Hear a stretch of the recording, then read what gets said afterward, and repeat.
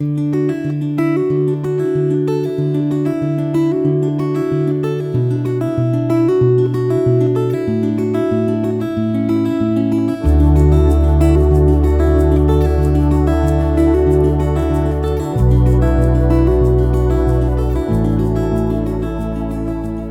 reading begins in Numbers, chapter 8, starting in verse 1. The Lord spoke to Moses, saying, "Speak to Aaron, and tell him, when you light the lamps, the 7 lamps shall give light in front of the lampstand." Aaron did so. He lit its lamps to light the area in front of the lampstand, as the Lord commanded Moses. This was the workmanship of the lampstand, beaten work of gold. From its base to its flowers, it was beaten work. He made the lampstand according to the pattern which the Lord had shown Moses. The Lord spoke to Moses, saying, "Take the Levites from amongst the children of Israel, and cleanse them. You shall do this to them to cleanse them. Sprinkle the water of cleansing on them. Let them shave their whole bodies with a razor. Let them wash their clothes, and cleanse themselves. Then let them take a young bull and its meal offering, fine flour mixed with oil, and another young bull you shall take for a sin offering. You shall present the Levites before the tent of meeting. You shall assemble the whole congregation of the children of Israel. You shall present the Levites before the Lord. The children of Israel shall lay their hands on the Levites, and Aaron shall offer the Levites before the Lord for a wave offering on the behalf of the children of Israel, that it may be theirs to do the service of the Lord. The Levites shall lay their hands on the heads of the bulls, and you shall offer the one for a sin offering, and the other for a burnt offering to the Lord, to make atonement for the Levites. You shall set the Levites before Aaron and before his sons, and offer them as a wave offering to the Lord. Thus you shall separate the Levites from amongst the children of Israel, and the Levites shall be mine. After that the Levites shall go in to do the service of the tent of meeting. You shall cleanse them, and offer them as a wave offering, for they are wholly given to me from amongst the children of Israel. Instead of all who open the womb, even the firstborn of all the children of Israel, I will take them to me, for all the firstborn amongst the children of Israel are mine, both man and animal. On the day that I struck all the firstborn in the land of Egypt, I sanctified them for myself. I have taken the Levites instead of all the firstborn amongst the children of Israel. I have given the Levites as a gift to Aaron and to his sons from amongst the children of Israel, to do the service of the children of Israel in the tent of meeting, and to make atonement for the children of Israel, so that there will be no plague amongst the children of Israel when the children of Israel come near to the sanctuary." Moses and Aaron and all the congregation of the children of Israel did so to the Levites. According to all that the Lord commanded Moses concerning the Levites, so the children of Israel did to them. The Levites purified themselves from sin, and they washed their clothes, and Aaron offered them for a wave offering before the Lord, and Aaron made atonement for them to cleanse them. After that, the Levites went in to do their service in the tent of meeting before Aaron and before his sons. As the Lord had commanded Moses concerning the Levites, so they did to them. The Lord spoke to Moses, saying, "This is what is assigned to the Levites. From 25 years old and upward they shall go in to wait on the service in the work of the tent of meeting. And from the age of 50 years they shall retire from doing the work, and shall serve no more, but shall assist their brothers in the tent of meeting, to perform the duty, and shall perform no service. This is how you shall have the Levites do their duties." The Lord spoke to Moses in the wilderness of Sinai in the 1st month of the 2nd year after they had come out of the land of Egypt, saying, "Let the children of Israel keep the Passover in its appointed season. On the 14th day of this month, at evening, you shall keep it in its appointed season. You shall keep it according to all its statutes and according to all its ordinances." Moses told the children of Israel that they should keep the Passover. They kept the Passover in the 1st month, on the 14th day of the month at evening, in the wilderness of Sinai. According to all that the Lord commanded Moses, so the children of Israel did. There were certain men who were unclean because of the dead body of a man, so that they could not keep the Passover on that day, and they came before Moses and Aaron on that day. Those men said to him, "We are unclean because of the dead body of a man. Why are we kept back, that we may not offer the offering of the Lord in its appointed season amongst the children of Israel?" Moses answered them, "Wait, that I may hear what the Lord will command concerning you."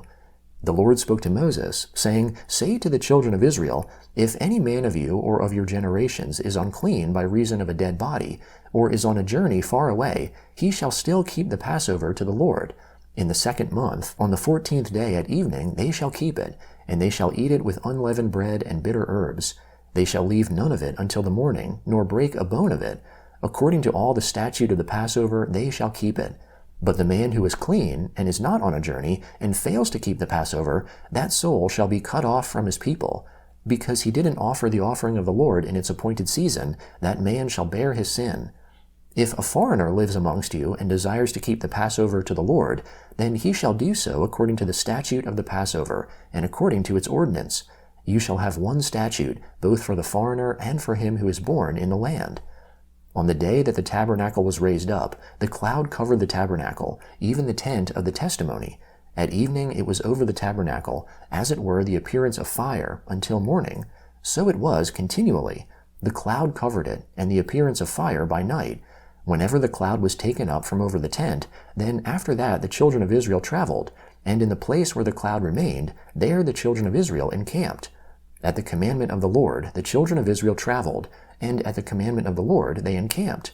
As long as the cloud remained on the tabernacle, they remained encamped.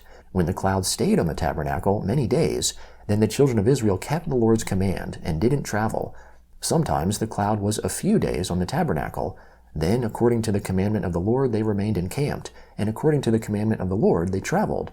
Sometimes the cloud was from evening until morning, and when the cloud was taken up in the morning, they traveled. Or by day and by night, when the cloud was taken up, they traveled.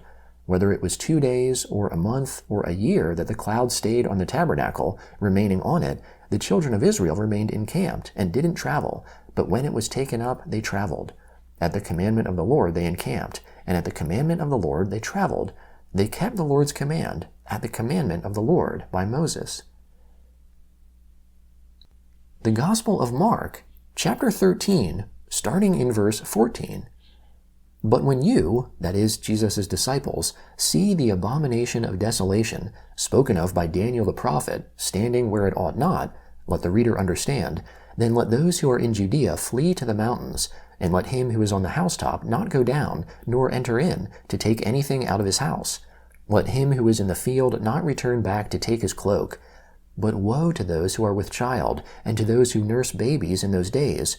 Pray that your flight won't be in the winter, for in those days there will be oppression, such as there has not been the like from the beginning of the creation which God created until now, and never will be. Unless the Lord had shortened the days, no flesh would have been saved.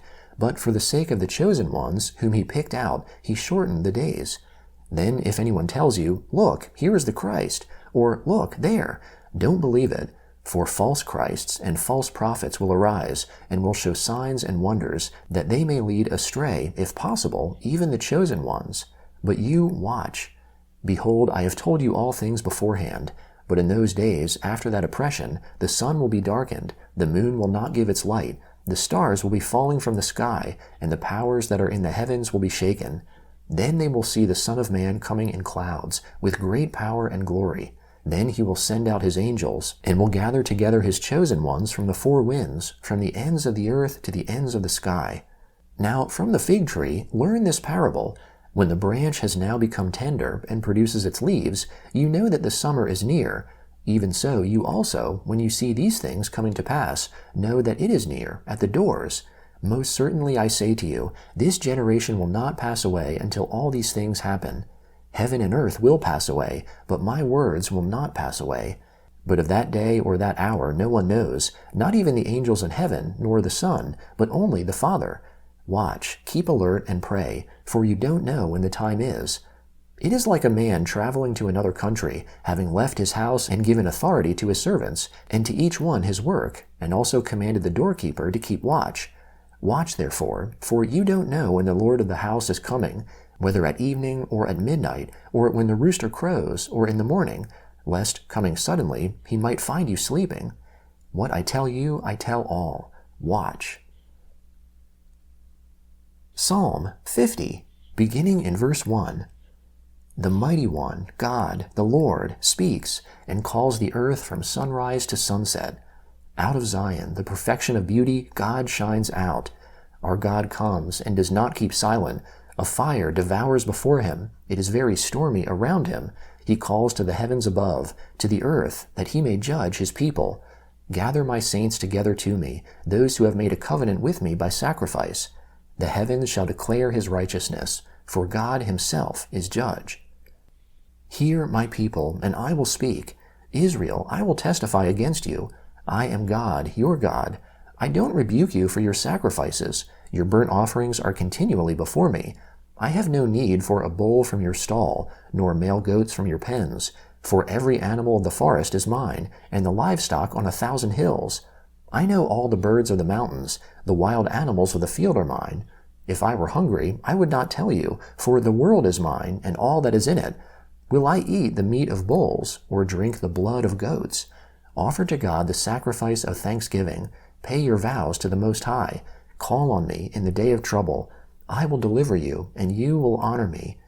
But to the wicked, God says, What right do you have to declare my statutes, that you have taken my covenant on your lips, since you hate instruction and throw my words behind you?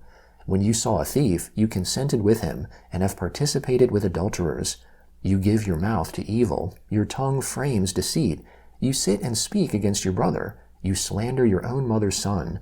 You have done all these things, and I kept silent. You thought that I was just like you. I will rebuke you and accuse you in front of your eyes. Now consider this, you who forget God, lest I tear you into pieces, and there be no one to deliver. Whoever offers the sacrifice of thanksgiving glorifies me, and prepares his way so that I will show God's salvation to him. Proverbs chapter 10, starting in verse 29. The way of the Lord is a stronghold to the upright, but it is a destruction to the workers of iniquity. The righteous will never be removed, but the wicked will not dwell in the land.